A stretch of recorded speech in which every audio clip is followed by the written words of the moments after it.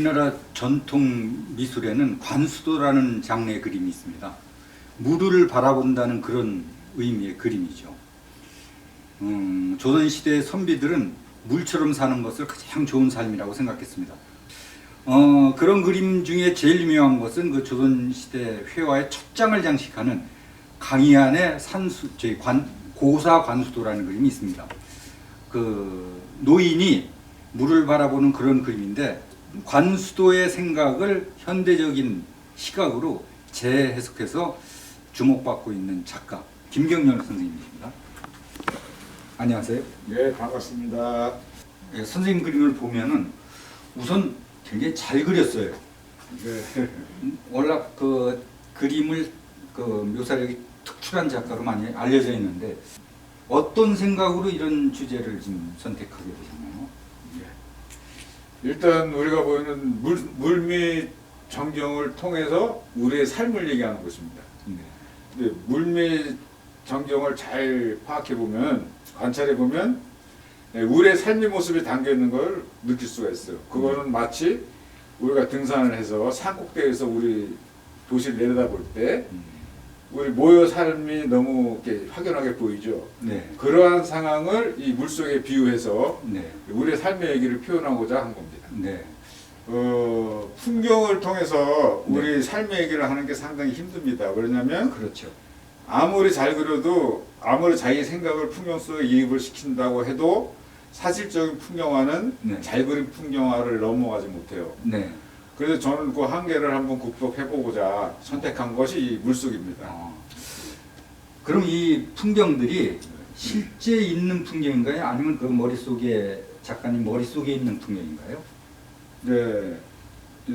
예전에는 이제 본 것을 옮겨놨습니다. 네. 이런 것을 봤습니다는 이야기였는데, 지금 하는 이야기는 저는 제 생각을 옮겨놓은 겁니다. 저는 이렇게 생각을 합니다 해서 네. 이제 이 돌, 자갈, 바위 이런 것들을 우리 인간의 모습에 비유해서 네. 형상을 다 만들어 놓고 분위기도 만들죠. 그래서 저 배경은 이제 우리의 미래를 암시하고, 물은 또한 이제 현재를 의미합니다. 네. 그리고 돌이라는 것은 과거를 또 의미하죠. 네. 그래서 현재와 과거의 미래를 하나의 풍경화로 엮어서 한 화면에 구성을 한 겁니다. 그 밑에 있는 그림은 역시 마찬가지로 자갈이 이렇게 깔려 있는 물속이 있고, 여기 르누아르의 기타 치는 그 아줌마인지 네. 아가씨를 그린 그런 그림이 있어요. 요거는 그럼 인상주의 시대 화가의 그림을 차용해온 그런 이미지입니까? 예. 우리가 이제 이렇게 이러한 물밑 전경과 같은 모습으로 우리가 쭉 살아가지만, 네. 그 안에는 많은 스토리가 존재하죠. 네. 그 중에서 아주 낭만적인 그러한 장면을 하나를 제가 포착해 놓은 겁니다. 네. 그래서 낭만이라는 것을 표현하기 위해서 르누아르의 기타 치는 여인의 모습을 넣어서 네.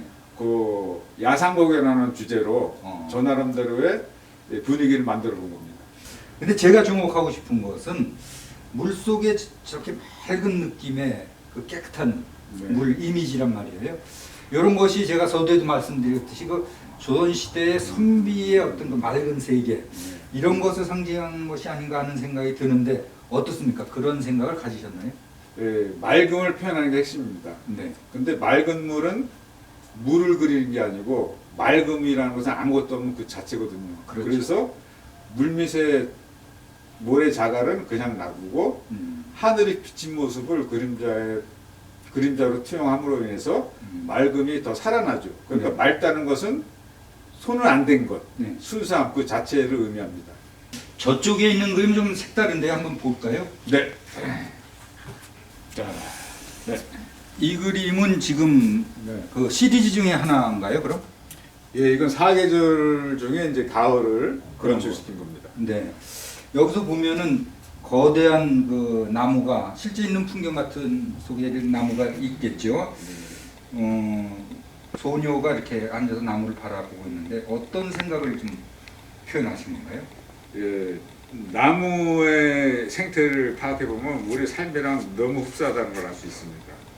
그 중에서 이제 가을은 우리 중년에 해당되는 거죠. 네.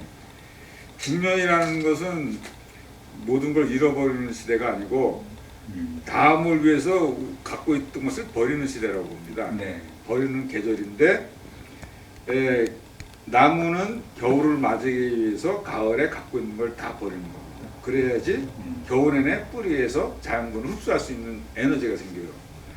그래서 모든 것을 미래를 위해서 버리는 나무의 가장 아름다운 자연의 축복이 아름다운 색입니다. 그것을 단풍이라고 부르죠. 네. 그래서 그 아름다운 단풍을 이제 표현함으로 인해서 우리 중년의 아름다움을 이야기를 한 겁니다.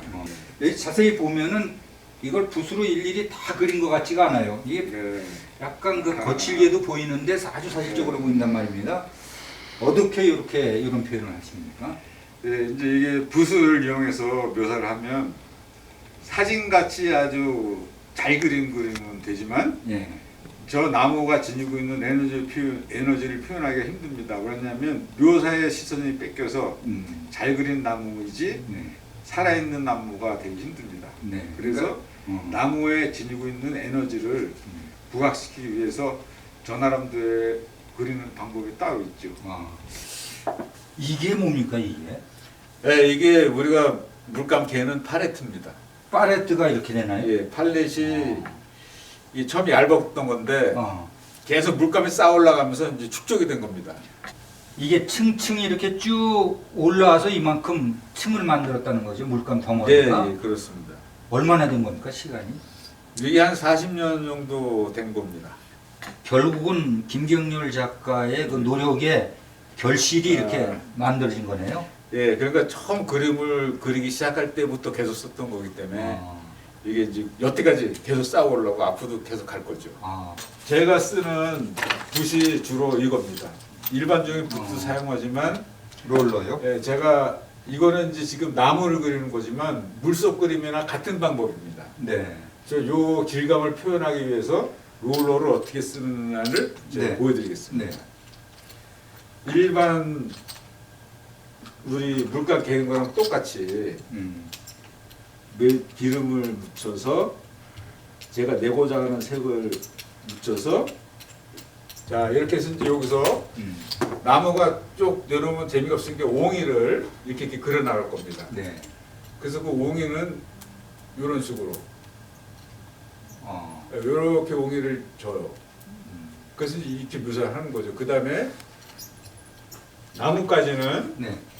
그거는 이제 예를 들어서 가지가 나간다. 그럼 이렇게 그려 나가는 거죠. 붓보다 더 힘차면서 가느다란 선을 더 자연스럽게 제가 만들어 나갈 수 있어요. 그러니까 밑에 물감이 조금 붙어 있는 상태에서 그 네. 롤러가 지나가면서 약간 우들두들한 그렇죠. 그 묘사가 되네요. 그래서 이 물감 덩어리로 이제 질감을 표현하는 겁니다. 그래서 멀리서 보면 사실적인 느끼지만 가까이서 보면 그냥 물감 덩어리예요. 예, 추상화 같이 보이네요. 예, 그래서 물감 덩어리로 이제 묘사를 해나가는 겁니다. 네. 여기서 약간씩만 손을 대보겠습니다. 이렇게 대본 칠을 하면 여기 색감이 입혀지면서 명암이 나타나게 됩니다.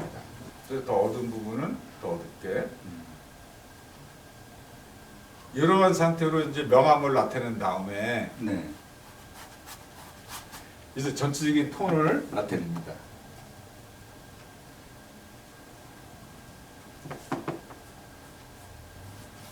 글러진 부분이죠. 네. 이렇게 투명하게 해가지고 밑에 그 질감을 살리는 죽이지 않는 한도 내에서 네. 이제 기본적인 명암을 나타냅니다. 나타내면 이 상태에서 이제 세필질을 하게 되죠.